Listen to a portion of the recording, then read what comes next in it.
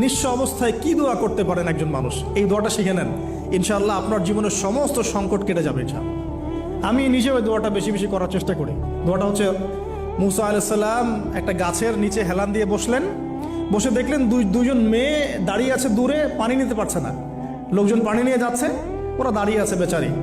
মুসা আলাইহিস সালাম গিয়ে বললেন, কি সমস্যা আপনাদের? এটা নিয়ে আপনারা আবার মেয়েদের সাথে কথা বলার চেষ্টা করেন না, ঠিক আছে? তো মাহারাম গায়রা মাহারাম মেনে চলে। তারা বললেন যে আমাদের বাবা অনেক বৃদ্ধ মানুষ, আমরা পানি নিতে পারি না যতক্ষণ না আমাদের কম পানি নিয়ে চলে যায়। মুসা আলাইহিস সালাম তো একটু বললাম না, ফিজিক্যালি খুব স্ট্রং ছিলেন, থাকে না বডি বিল্ডার, সামনে গিয়ে কথা বলে সরো পানি নিতে দাও, তখন মানুষ একটু মূল্যায়ন করে না। তো মুসা আলাইহিস সালাম এভাবে পানি নিয়ে দিলেন এবং বাছুরদেরকে পানি পান করালেন, করিয়ে গাছের নিচে এসে বসে আছেন। বসে বসে তিনি দোয়া করছেন, এই যে দোয়াটা তিনি দোয়া করছেন, রব্বি, একটা নেক কাজ করলেন, নেক কাজ করলেন না, মানুষের উপকার করলেন, নেক কাজ করে এসে গাছের নিচে বসে দোয়া করছে, আল্লাহ এখানে তো আমার খাবার পানি বাসস্থান কিছুই নাই, আমি কি করব? রব্বি ইন্নি লিমা আনজালতা ইলাইয়া মিন খায়রিন ফাকির, রব্বি ইন্নি লিমা আনজালতা ইলাইয়া মিন খায়রিন ফাকির। আবার বলেন, রব্বি ইন্নি লিমা আনজালতা ইলাইয়া মিন খায়রিন ফাকির। অর্থ হচ্ছে, হে আল্লাহ, তুমি তোমার পক্ষ থেকে আমার উপরে যে নেয়ামতগুলো দিবে, আমি এর জন্য ফকির হয়ে বসে আছি আল্লাহ। অর্থ বুঝে পড়বেন ভাই, নামাজ রোজা হজ জাকাত যাই করেন আল্লাহর ওয়াস্তে অর্থ বুঝে পড়বেন। অর্থ বুঝে পড়লে আপনার ইবাদতের স্বাদ পাবেন, তৃপ্তি পাবেন, আল্লাহর সাথে কানেকশন হবে, আল্লাহর নূর পাবেন, মাআরিফত পাবেন, সত্য স্বপ্নও দেখবেন তখন ইনশাআল্লাহ।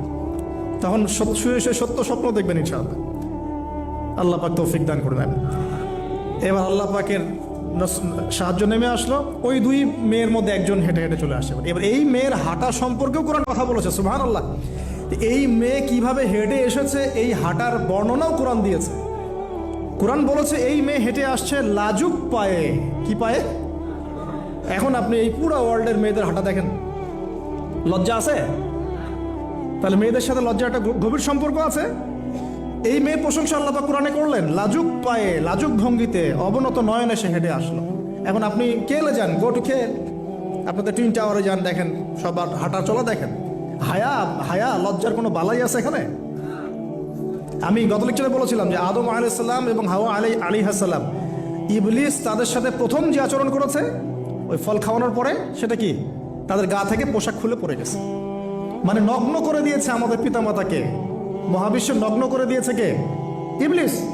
তো এখন এই পৃথিবীতে আমরা যারা নগ্নতার চর্চা করছি, তার কার এজেন্ট আমরা বুঝতে বাকি আছে?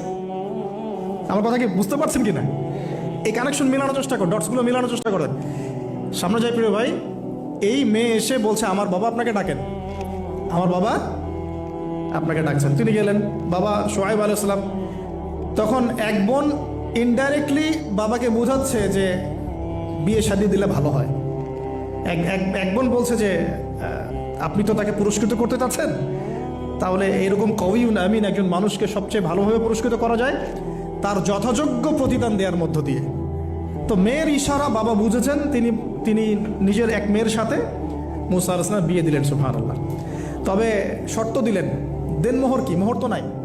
মোহর কি এবার? মোহর হচ্ছে 8 বছর তোমাকে আমার ফার্মে কাজ করতে হবে। এটা আগেকার একটা স্টাইল ছিল, সুন্নাহ। এটা এখন নাই, যদিও আগে এরকম ছিল যে দেনমোহর দেওয়ার জন্য এই একটা পদ্ধতি ছিল।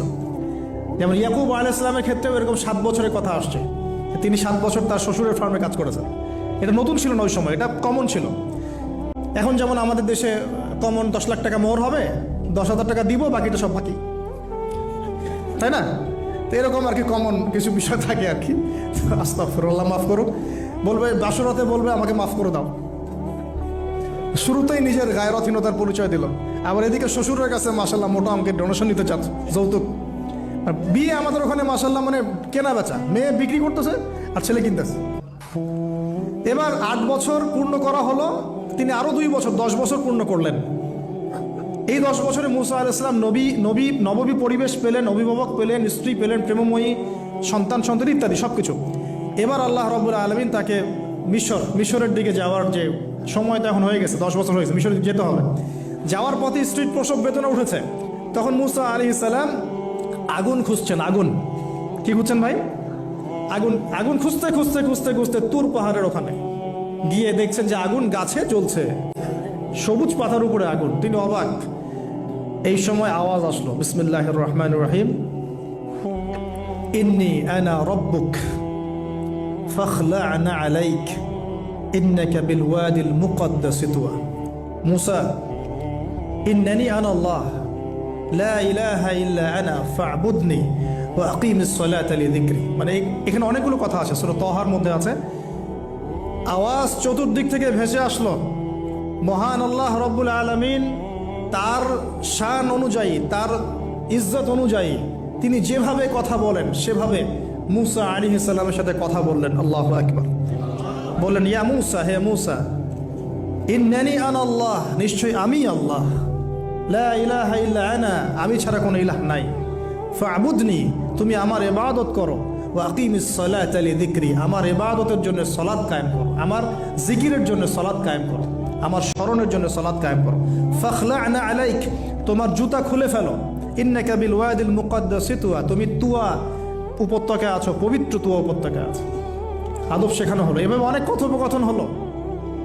নবী মূসা আলাইহিস সালাম ভয় পেয়ে গেলেন এবং আল্লাহ পাক আরো কথা বললেন, ওয়া মা তিলকা বিয়ামিনিকা ইয়া মূসা,